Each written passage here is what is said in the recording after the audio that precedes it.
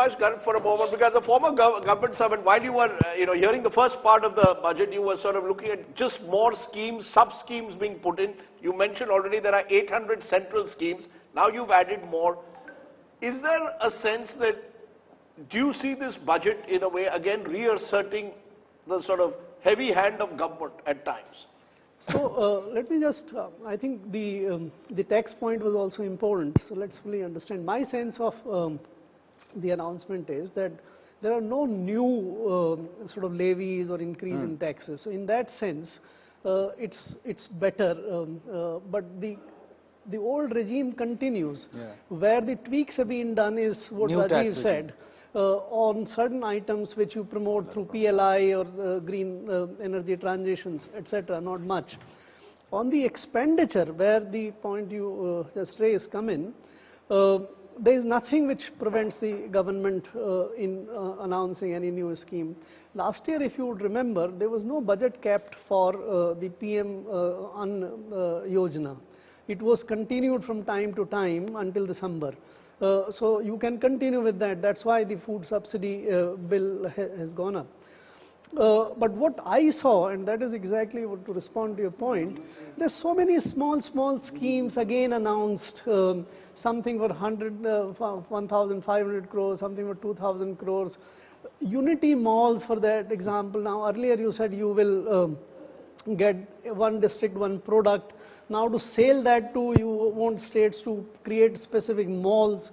Maybe tomorrow you would come up with some scheme to buy things there for some subsidies. That's where politics plays a role. That is, you've got to sort of accept that in a subcontinental sized country, those small schemes, there will be those various schemes for different interest groups. But some of it could potentially have an impact as well. For example, the current thrust on millets and trying to get everybody to consume millets. I was at Rashtrapati Bhavan recently. The first course was of millets which were served.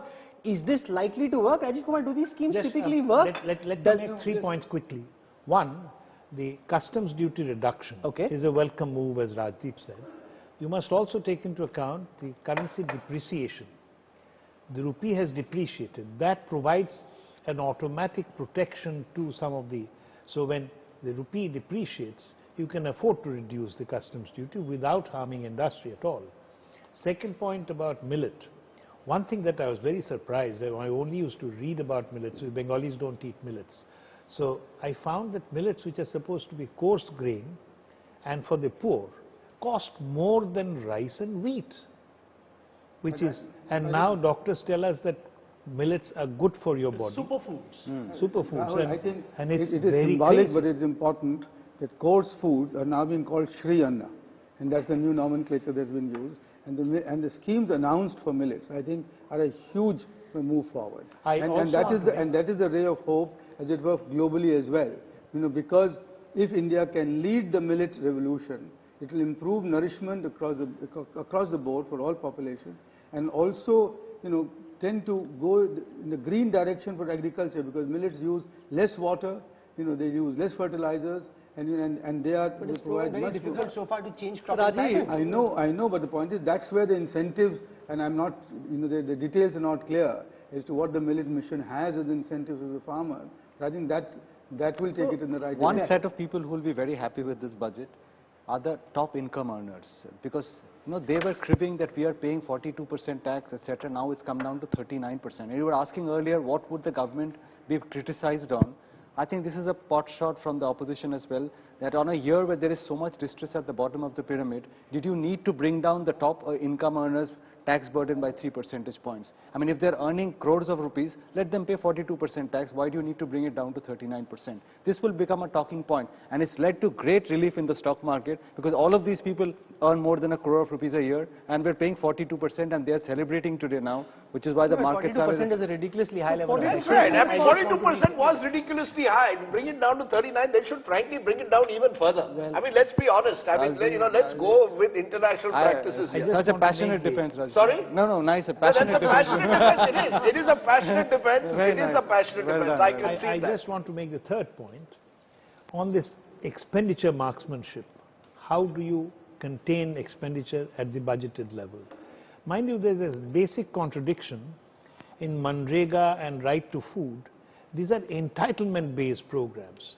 You can't say I'll spend only this much. You'll have to spend whatever is needed.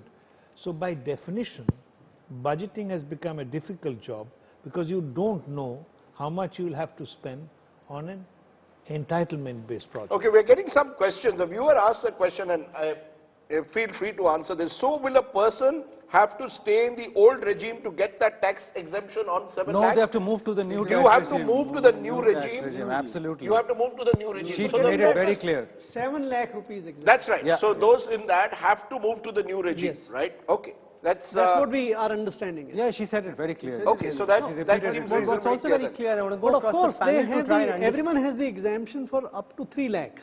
So that minimum threshold zero, has been that's zero, raised. that's That zero. is across everyone. Of course. Yeah. No, the other So question you have is, 5,000 given rupees a the month. kind of incentives that are being given to try and create a whole ecosystem for the manufacturing of semiconductors in India, and in that space, then how long do you think it will be before we start seeing the fruits of some of this effort?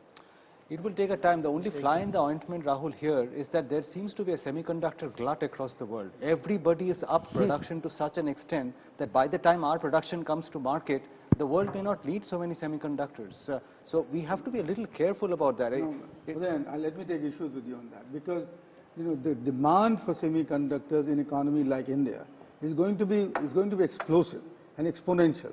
So I'm not sure that this semiconductor Globally there is a glut. No, globally I know, No, but can you create incentives to ensure that the ones manufactured in India are the ones that are consumed in India? Unless the semiconductors manufactured in India are competitively They will priced be. to global ones, there is every semiconductor chip company in the world, the shares are dropping. Dropping by 40–50%. But the gestation period is close to 3 or 4 years, and you have to anticipate the demand at that point of time.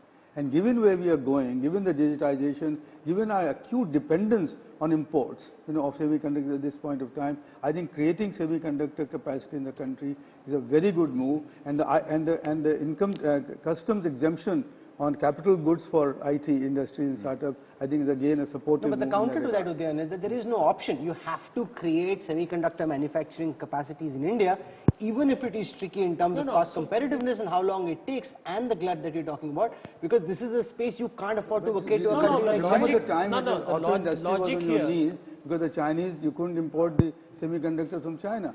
You don't want that situation. It's strategic. It's a strategic industry. The resilience Mr. point, Garg, actually. semiconductor, we should see to it what kind of chips those semiconductors would be used for.